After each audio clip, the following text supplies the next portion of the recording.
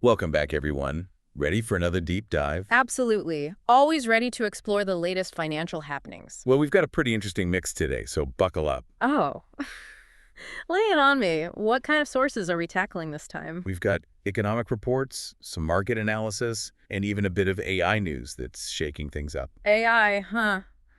That's definitely a hot topic these days. Can't wait to hear more about that. Oh, you'll be surprised. But first, let's lay out our roadmap for today. We're going to zero in on three major highlights. 3. All right, I'm all ears. First up, Japan's surprise interest rate hike. Japan. Really? They haven't touched those rates in ages, right? Exactly. And this time, it's a big one. Highest in 17 years, in fact. Wow, okay, color me intrigued. What else is on the agenda?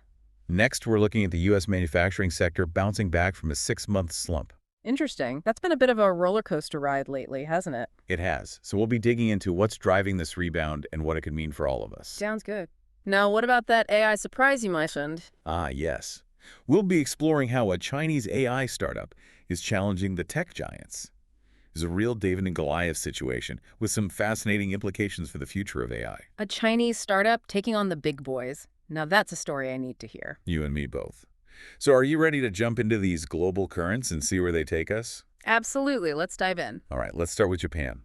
They've been known for keeping interest rates super low for a long time. What's behind this sudden shift? It's definitely a significant move. They've raised their benchmark interest rate, the rate at which banks lend to each other, from 0.25% to 0.5%. And to put it into perspective, that's the biggest hike we've seen since 2008. 2008. Wow, that was right before the financial crisis hit, wasn't it? Is this a sign that something similar is on the horizon? Not necessarily. The situation back then was very different from what we're seeing today. The global financial system was in a much more precarious state back then. Japan's move this time is driven by more internal factors. Internal factors like what? Mainly rising inflation. They're trying to get ahead of it before it gets out of hand. Oh, so inflation's hitting Japan too, huh? How bad is it over there? Well, their core consumer price index, which strips out the volatile food and energy prices, has risen to 3%. 3%, huh? That's quite a bit higher than the Bank of Japan's target of 2% inflation, so they're stepping in to try and cool things down. Okay, so they're tapping the brakes on inflation. But how does that affect me, sitting here thousands of miles away? Simplify it for me. Well, think of it like this. A stronger yen, which is a likely outcome of higher interest rates, means Japanese goods might get a bit pricier. So that fancy Japanese gadget I've been eyeing might cost a bit more now. Exactly. And if you're dreaming of that sushi and steak trip to Tokyo, you might need to factor in a little extra for those travel expenses now. Okay, good to know. So Japan's trying to control inflation, and it might impact my wallet in a few ways. Makes sense. But let's switch gears to the U.S. now. We've got some good news from the manufacturing sector, right? Right. It seems to be bouncing back after 6 months of contraction. The Purchasing Managers Index, or PMI, has jumped to 50.1 in January. PMI. Remind me what that stands for again. What does that number really tell us? The PMI is an indicator of economic health. It's based on surveys of purchasing managers in the manufacturing industry. A number above 50 indicates that the sector is expanding. Anything below 50 means it's contracting. Ah, right. So a PMI of 50.1 means we're back in growth territory.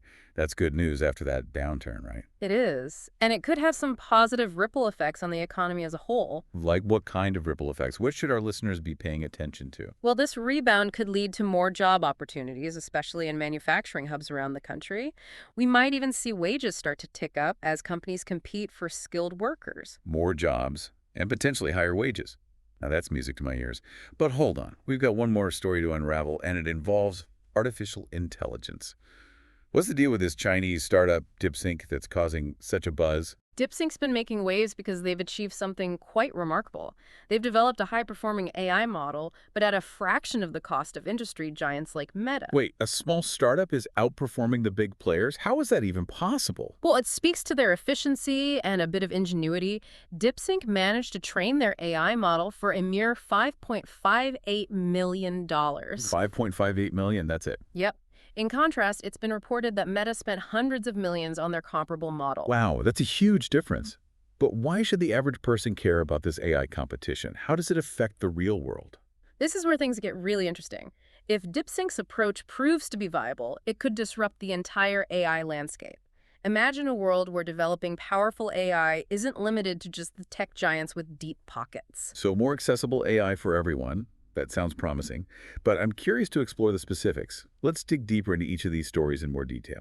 Absolutely. Let's unpack what's driving Japan's decision, explore the possible ripple effects of this U.S. manufacturing resurgence, and dive into how Dipsync is shaking things up in the AI world. Sounds good to me. Let's take a quick break, and then we'll come back and unpack all of these stories in more detail. All right, let's circle back to Japan for a second.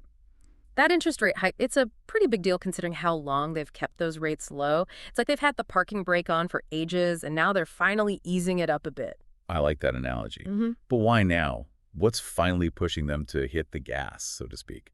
Well, as we touched on earlier, inflation is a major factor. But it's not just about prices going up, it's also about what's happening with wages. Wages. Yeah, in Japan's spring wage negotiations, you know, the ones that happen every year between companies and unions. Well, companies have agreed to an average wage increase of 5%, which is quite a jump, especially for a country known for, well, not really seeing wages move much. So people are getting paid more, but things are costing more too. Is that a good thing? A bad thing? I'm not sure I follow. It's a bit of a balancing act, to be honest. On the one hand, higher wages mean people have more money to spend, which helps boost the economy. But if wages rise too quickly, it can fuel even more inflation, leading to something economists call a wage price spiral. A wage price spiral. That doesn't sound good. Not really. The Bank of Japan, their central bank, is trying to walk a fine line here. They're aiming for a 2% inflation rate by 2026, which they see as a healthy level for sustainable growth. So they're trying to nudge things in the right direction without rocking the boat too much. hmm But what are the risks here? Could this backfire somehow? Well, there are always risks when you make big policy changes. Some economists are worried about raising interest rates too quickly. It could actually slow down economic growth, especially with all the uncertainty in the global economy right now. But others argue that Japan's been stuck in this low growth, low inflation rut for too long, and they need to be more aggressive to break free. So it's a bit of a gamble. We'll have to wait and see how it plays out. Speaking of uncertainty, let's shift over to that U.S. manufacturing rebound we talked about. Things are looking up, but is this a temporary blip, or are we seeing a real, sustained recovery? That's the million-dollar question, isn't it? The jump in manufacturing activity is definitely a good sign, but it might be too soon to celebrate. Some experts think it's just a temporary boost, maybe from pent-up demand and supply chains getting back to normal. Others are more optimistic, pointing to things like companies investing more and, what's it called? Reshoring. Reshoring. Remind me what that is again. Right, reshoring is basically when companies bring manufacturing back to the U.S. instead of relying so much on factories overseas. Oh, right. So is that happening a lot now? What's driving that trend? Well, a few things. Companies are realizing that having their supply chains spread out all over the globe can be a real headache, especially after all the disruptions we saw during the pandemic. Yeah, that makes sense. Plus, you know, labor costs are rising in countries like China, so U.S. manufacturing is becoming more competitive again. And then there are government policies, things like the Inflation Reduction Act, that give companies incentives to invest in American manufacturing. So it's a mix of economics and politics reshaping the manufacturing scene. It'll be interesting to see how that all unfolds over time. But for now, let's get back to Dipsync and that AI story. They managed to build a high-performing AI model for way less than their competitors. Explain it to me like I'm 5. How'd they pull that off? Okay, imagine you're trying to learn how to ride a bike. You could start from scratch, figuring out balance and all that on your own, or you could use training wheels, which give you that extra support and make learning a lot easier. That's kind of what Dipsync did. Instead of building their AI model from nothing, they used something called transfer learning. Basically, they took an existing model that was already trained on a massive amount of data and adapted it for their own purposes. So they took a shortcut. In a way, yes, but a very smart shortcut. And it saved them a ton of time and money, allowing them to achieve impressive results with a smaller budget. Okay, I get it. A clever shortcut. But why should we care? Is this just an inside baseball tech industry thing? Not at all. This has big implications. If Dipsync's method works on a larger scale and can be adapted for other things, it could really open up AI development. Smaller companies, research labs, even individuals could potentially create powerful AI tools without needing a billion-dollar budget. So AI for everyone. I like the sound of that. But what about the big tech companies? Are they going to just stand by and watch this happen? I doubt it. They're definitely keeping a close eye on Dipsync. They want to know how they did it. This kind of shakeup can actually be a good thing. It forces the established players to step up their game and innovate. So more competition, more innovation, better AI for everyone in the end. Potentially, yes. Sounds like a win-win to me. But before we get too carried away with the future of AI, let's bring it back down to earth for a moment. What does all of this mean for our listeners? What are the key takeaways here? Great question. Let's start with Japan. If you're thinking about a trip there anytime soon, be prepared to spend a bit more because of that stronger yen.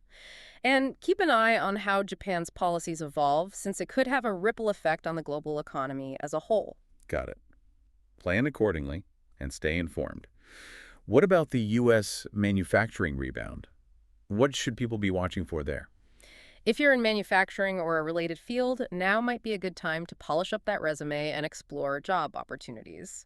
We might even see wages go up as companies need more skilled workers. And for everyone else, keep an eye on prices. More manufacturing activity could eventually lead to lower prices on some goods, but it's too early to say for sure. Potential job opportunities and maybe some cheaper stuff down the line. Not bad at all. What about this AI revolution? Should we all be running out to learn how to code? You don't have to become a coding whiz just yet, but stay curious about AI and how it's evolving. Think about how it could be applied in your own field or industry. It might spark some new ideas, maybe even a new business venture, or just ways to make your work life a little easier. Japan, U.S. manufacturing, and AI. 3 different stories, but all connected in a way. Absolutely. It's all part of this complex global system, and sometimes events that seem far away can have a real impact on our everyday lives. It really is amazing to see how these global trends are all playing out. And who knows what kind of surprises are around the corner. Right. It's all about connecting the dots, recognizing patterns, and trying to understand the forces that shape, well, everything. Speaking of patterns, what do you make of Dipsync's success? Do you think it's a sign that things are shifting in the tech world? Will we see more of these smaller companies taking on the big guys? I think it's definitely a possibility. Dipsync shows that innovation doesn't only happen in those huge corporations. Smaller companies can disrupt things, find creative solutions, use what's already out there in new ways. Like a David and Goliath story, but for AI. What does this mean for the future of innovation? Are we going to see things become more decentralized with smaller players driving progress? Hard to say for sure, but it's something to watch. It could lead to a more diverse, more dynamic kind of environment with a wider range of people contributing to, well, to how AI develops. More variety, more ideas, maybe even faster progress. That's exciting. But are there any downsides to this shift? What about jobs? People are worried about AI taking over, and if it becomes easier to develop, won't that happen even faster? It's a valid concern. As AI gets more powerful and gets used in more industries, it's bound to happen that some jobs will be automated. But we have to remember that technology has always changed the job market. The important thing is to adapt. So learn new skills. Focus on things that AI can't do. Exactly. And be open to lifelong learning. So don't be afraid of AI. Learn to work with it. See it as a tool, a partner even. I like that, a partner. Because in the end, it's not about resisting change, it's about working with it. Well said. It's been a fascinating deep dive today. Japan's rate hike, the U.S. manufacturing comeback, and this Dipsync story. Who knew they were all connected? Right. It just shows you that the world's always changing, and the more informed we are, the better we can navigate these shifts and make good decisions. Couldn't agree more.